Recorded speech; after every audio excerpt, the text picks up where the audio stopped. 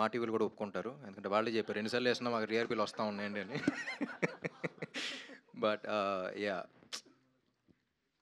ఎలా ఉంటుందంటే యాక్టర్ అనేవాడికి ఇప్పుడు జగడం హిట్ అయ్యి ఉంటే maybe my choices were different, కానీ రెడీ వచ్చి ఉండేది కాదేమో. You know what I mean?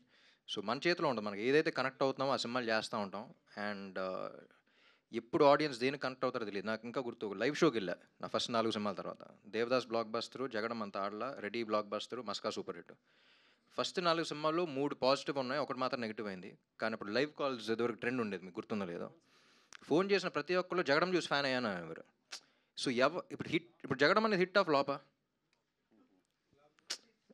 మీరు ఫ్లాప్ అంటున్నారు, కానీ నా కెరీర్కి హెల్ప్ అయిందా లేదా అనేది చూసుకోవాలి. You know what I mean? So అది ఏ సినిమా ఎలా హెల్ప్ అవుతుందో మనకి ఎవరికీ తెలియదు. It's far beyond all of us. Audience అనేవాళ్ళు ఎక్కడో ఉంటారు, వాళ్ళకి దేనికి కనెక్ట్ అవుతారు, ఏంటి ఏది ఎప్పుడు హెల్ప్ అవుతుంది అనేది తెలియదు. So Andhra king taluka is a film that ఇప్పుడు దాకా నా కెరీర్లో ఇన్ని సినిమాలు చేశాను, కానీ ఈ సినిమా ఒక జెన్యూన్ సినిమా.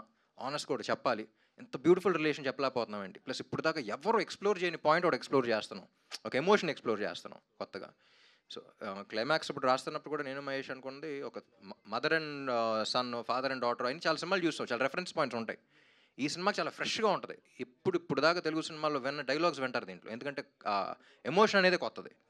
యూనో, సో అలాంటి సినిమా ఆనెస్ట్గా చేయాలి అనే ఉద్దేశంతో చేసిన సినిమా అది.